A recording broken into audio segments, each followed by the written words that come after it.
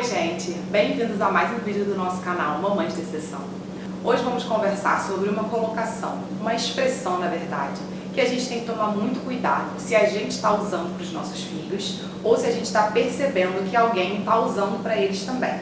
Porque eu acho que ela mexe muito com a autoestima da criança, na verdade com a autoestima de qualquer um. E a gente tem que prestar atenção se a gente não está, às vezes, bloqueando certas situações ou bloqueando o pensamento dos nossos filhos quando a gente olha para eles e usa a seguinte expressão: isso aí não é para você. Dizendo que isso não é para você, na verdade, com relação à capacidade, sabe? Quando você olha para o seu filho e fala assim: ah, não, isso aí, ó, não, isso aí você não vai conseguir fazer, não. Isso aí não é para você, não. Isso aí não tem condição de você fazer isso aí, não. Isso aí não dá para você, não. Então, eu acho que nós, como pais e mães, temos que tomar muito cuidado quando a gente usa essa expressão com os nossos filhos. Falando porque eu já usei com meu filho essa expressão.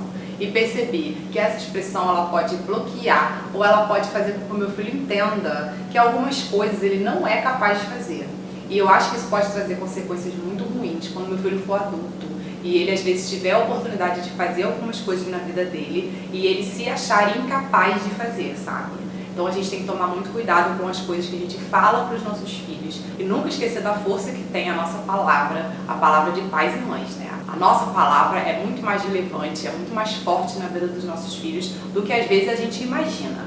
E aí eu vou contar um exemplo de uma situação onde o meu filho se achou incapaz de fazer uma coisa e que eu acredito que se eu tivesse usado essa expressão ou se eu tivesse olhado para ele e falado assim: ah não, isso aí não é para você não. Isso aí você não vai conseguir, talvez a reação dele tenha sido outra, sabe? E na hora eu tive, sei lá, o feeling de pensar e falar assim: não, peraí, eu vou trabalhar essa capacidade dele aqui agora, nesse momento que ele se achou incapaz. Me contem nos comentários como vocês fazem para trabalhar essa questão, a capacidade dos filhos de vocês, quando vocês percebem que eles estão com medo ou quando vocês percebem que eles estão temendo avançar alguma etapa da vida deles. E realmente a gente entende que como pais existe um momento da gente incentivar e existe um momento também da gente falar assim: não, desiste, você tentou, você foi até o seu limite, mas realmente é melhor você desistir disso daí. Como é que a gente faz para ter esse feeling, sabe? Que é muito importante na vida dos nossos filhos. O exemplo que eu queria dar do meu filho foi o dia que eu levei meu filho na piscina.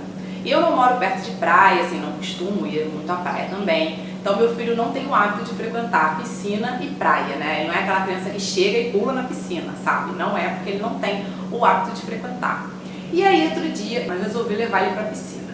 E aí no primeiro dia, e aí quando eu perguntei assim: vamos pra piscina hoje, né? Tá sol, tá calor, vamos pra piscina. Ele falou com a maior empolgação, sabe? Não, vamos pra piscina, tá? Então, não, vamos sim mamãe, vamos pra piscina. Aí levei, botei a boia, né, nele e levei ele pra piscina. Quando ele entrou na água, que ele sentiu que o pé dele não tocou o chão, ele entrou em pânico. Mas foi um pânico que eu acho que mesmo de boia, se eu deixasse ele sozinho, se ele estivesse sozinho, ele começou a engolir água, eu acho que ele ia até se afogar. Porque ele entrou em pânico quando ele não sentiu o pé dele tocar no chão, sabe? E aí naquele momento eu pensei: eu tenho duas alternativas. Ou eu olho, tiro ele dali, né? Tipo, salvo ele daquele pânico. E ele vai criar um trauma naquilo ali, ele vai achar que realmente, aquele momento, ele não vai conseguir ultrapassar, ele não vai conseguir vencer esse medo que ele teve, esse pânico que ele teve, de quando ele não sentiu o pé dele na água. Ou eu tento trabalhar isso aqui e vamos ver se eu consigo que ele encare esse medo, que ele vença essa etapa, né? E se isso for benéfico para ele, ok. Se realmente ele não gostar, ele não quiser, ele achar que aquilo ali ele não vai conseguir, ok também. E aí nesse primeiro dia, né, eu tentei ficar explicando pra ele que ele estava de boia, que ele não ia se afogar, né. Levei ele pra parte onde o pé dele alcançava o fundo da piscina, aí ele começou a se acalmar, né. Falei pra ele trabalhar a respiração dele, que ele estava de boia, então em momento nenhum ele ia se afogar ali. Que era só pra ele ficar paradinho, que ele ia aprender a respirar, e ele foi respirando e ele foi se acalmando. Isso foi o primeiro dia. No segundo dia, quando ele entrou na água novamente, ele já entrou um pouco mais calmo, mas ele entrou na piscina com um certo receio, sabe? Tipo assim, ele estava se acostumando com aquela ideia ainda dos pés dele não encostarem no chão. E aí fui conversando com ele, tentando deixar ele mais à vontade, né? Porque também me assustou a ideia de poder acontecer alguma coisa com ele, mesmo ele estando de boy, sabe? Mas em momento nenhum eu passei o meu medo pra ele, sabe? Eu tentei entender aonde eu podia, com que tipo de tática eu podia fazer, com que o meu filho fizesse daquele momento ali uma diversão e que ele ultrapassasse o medo dele e como aquilo ali seria importante pra ele. E aí no segundo dia eu fui conversando de novo, né, acalmando ele, e aí ele já ficou super à vontade, aí ele já pedia pra eu não segurar mais ele, porque ele já tava de boy, ele não ia afundar, e ele foi melhorando. Quando foi no terceiro dia que a gente foi pra piscina novamente, porque aí eu fui também me programando pra tentar levar vários dias pra ver se ele ia se acostumar. E aí quando foi no terceiro dia eu já senti que ele tava super feliz na piscina, que ele tava super à vontade, sabe? Que ele já tava, né, querendo nadar, ele já tava mais solto e ele pedia pra eu não segurar ele mais, que ele já tava treinando, né? E eu sempre faço isso com meu filho, eu sempre falo pra ele que tudo na vida é treino.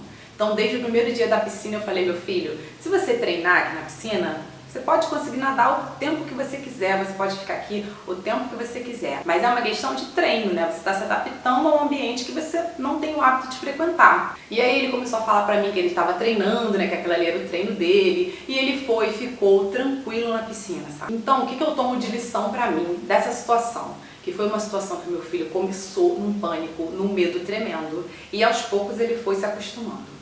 É óbvio que se eu tivesse olhado para o meu filho no primeiro dia, que ele entrou em pânico e falado para ele assim, não, isso daí, não, você tá com medo, isso aí não é pra você não. Ai, que medroso, não, sai daí, não tem condição você.